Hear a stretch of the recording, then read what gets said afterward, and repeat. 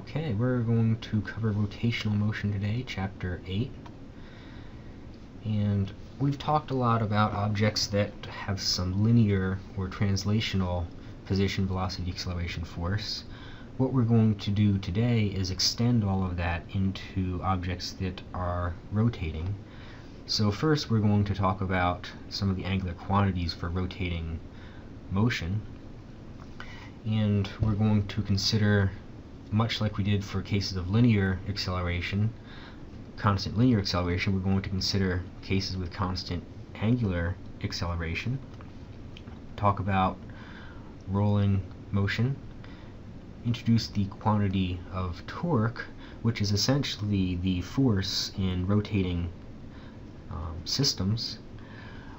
We'll extend what we know about linear dynamics into rotational dynamics and talk about Newton's second law for rotating objects, solving problems for rotational dynamics.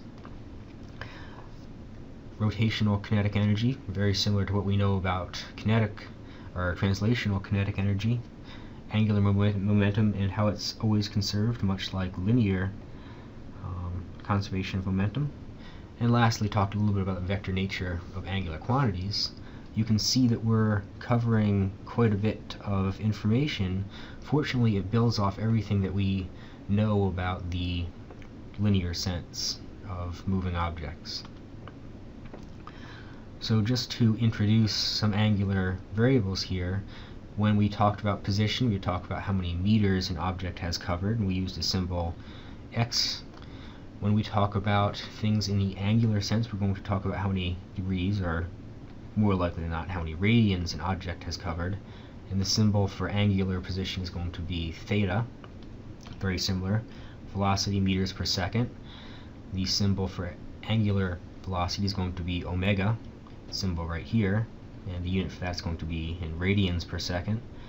And lastly, the angular acceleration is going to be how many radians per second an object covers, and the symbol for that is that little fish guy, alpha. So when I want to talk about an object that is rotating around a wheel, considering this point P here, I know that point P is going to essentially have some motion that would look like this. And yes, I could describe that motion in an XY coordinate system. However, you can kind of see that as P transverses the circle, X is going to be getting smaller and smaller, and Y is going to be getting larger and larger up until this point, and then Y is going to be getting smaller, and X is going to be getting more and more negative. So both X and Y are going to be changing, and having those two quantities constantly changing like that in circular motion is not very desirable in terms of having a simple system. It turns out it's actually much easier to say point P is at some radius away from the origin or the center of this disk, and P is just simply going to always have that same radius. It's just going to carve out different angles as it rotates around this disk. So it makes it much more simple to only have one quantity, in this case angle, that is changing to describe the motion of P. It turns out this angle can be related to the arc length as well as the arc length that it has covered along the circle as well as the radius. So introducing this angle, we have theta is equal to the arc length divided by the radius, and this is a very important equation that we'll be using quite a bit here. Something else to kind of note is that the angle in radians is actually unitless, because the length should be in meters and the radius should be in meters. So these two guys are going to cancel itself out. So a radian is a unitless measure of angles. We always write, an object theta is at pi radians, simply to remind us that we're working in radians, not in degrees. Just to refamiliarize yourself, if an object covers 360 degrees, it's gone around the circle one full time, it has covered 2 pi radians. If an object has covered 180 degrees, it has covered 1 pi radians, and an object can keep on going around the circle. It can cover 3 pi radians, 4 pi radians, so on and so forth. Since the angle is our displacement rather than an x and a y, we can consider an angular displacement to be the difference of two angles, much like we considered the displacement in a linear sense to be the change in position divided by, or the change in position. So here we have a wheel. Initially this point is at theta 1. At some later time it has kept on moving. Now it's at theta 2. We've simply changed the angle. How fast we changed the angle is going to give us the angular velocity. Much like the linear velocity was the change in position divided by the change in time, the average angular velocity is going to be the change in angle divided by the change in time. And if we look at smaller and smaller and smaller time intervals, then we get the instantaneous angular velocity, very similar to everything that we know about linear velocity. The same thing applies when we start talking about accelerations. Acceleration is a change in position divided by a change in velocity divided by a change in time. So the angular acceleration, that alpha guy that I talked about, is simply going to be the change in the angular velocity divided by the change in time. And taking the limit of that as t approaches 0, we get our instantaneous angular acceleration. Again, this should be very familiar to you from what we know about linear acceleration. It turns out that we can relate some of these angular quantities back to the linear quantities that we know. If we think about when we talked about centripetal acceleration and we had a merry-go-round going around with a constant angular velocity, we know that the linear velocity is going to be tangential to the circle, and it's also going to have a constant speed as it goes around the circle. However, the angle is always going to be changing. We can relate that linear velocity to the change in arc length divided by how fast that arc length is changing, and then using the arc length is equal to the radius multiplied by the angle, we can write the linear velocity as the radius and the change in angular position over time, which we know is also equal to our angular velocity. So we can write our linear velocity to be the radius multiplied by the angular velocity. And if we think about it, this makes sense. If we say our linear velocity is equal to the radius multiplied by the angular velocity, what that says is as you get further and further away from the center of the circle, your velocity is getting larger and larger. Your linear velocity is getting larger and larger for the same given constant angular velocity. So you can see here how the linear velocity vector is getting larger and larger as we get further away from the center of the circle. The speed never changes between point B and point B prime, however the direction does. By the same reasoning, if we consider a bike wheel that is now speeding up, if we look at point P, now it has some tangential acceleration, because in this case omega is going to be increasing, and we can use the same logic from the last slide to describe the tangential linear acceleration in terms of the radius and the angular acceleration. Now we know from before that even if the angular velocity is constant, we're going to always have a centripetal acceleration that is causing this point P right here to always be changing its linear velocity.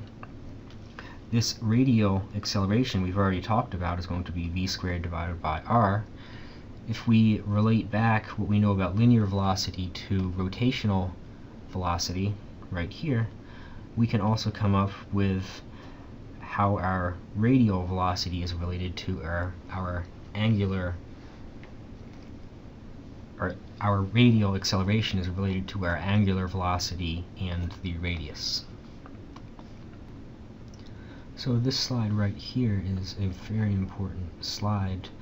It simply sums up everything that I've been talking about on the past couple of slides, just in a nice, neat package. So I highly recommend that you have this in your notes ready to use. Some more definitions of angular quantities. We've talked about these briefly in Chapter 5, but I want to highlight them again here. If we want to talk about how many complete revolutions an object has covered per second, we're going to talk about its frequency, f right here, which is of course going to be related to its angular velocity omega here, and the 2 pi representing one complete revolution. You might see this when we talk about how many revolutions per second, or it might even say something like how many cycles per second an object has covered. The revolution or cycle is implied when we talk about frequency, so the unit is actually going to be in inverse seconds, which has a special name called a hertz. An object is going to cover, say, 60 cycles in 1 second. It's going to have a frequency of 60 hertz. The period is inversely related to the frequency. It's simply 1 divided by the frequency. It's going to have a unit in seconds, and again, it often has a revolution implied to it. It's going to be how many revolutions per second an object is able to cover.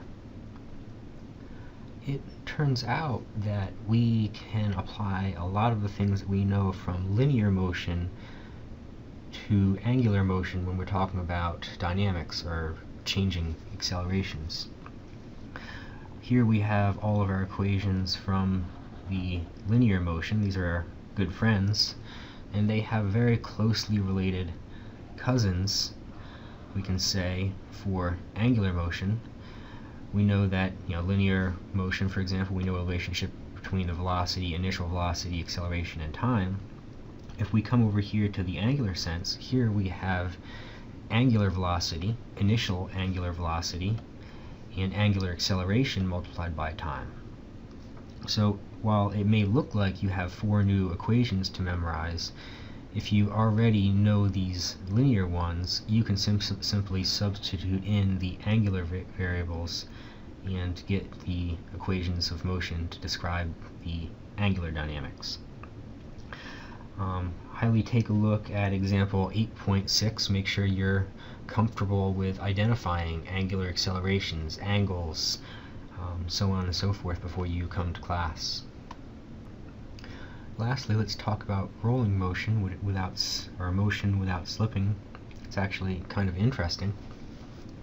If we consider a bike wheel C that is moving at some velocity v here, then the point P, just where it's touching the ground, is actually instantaneously at rest as the center moves forward with velocity v.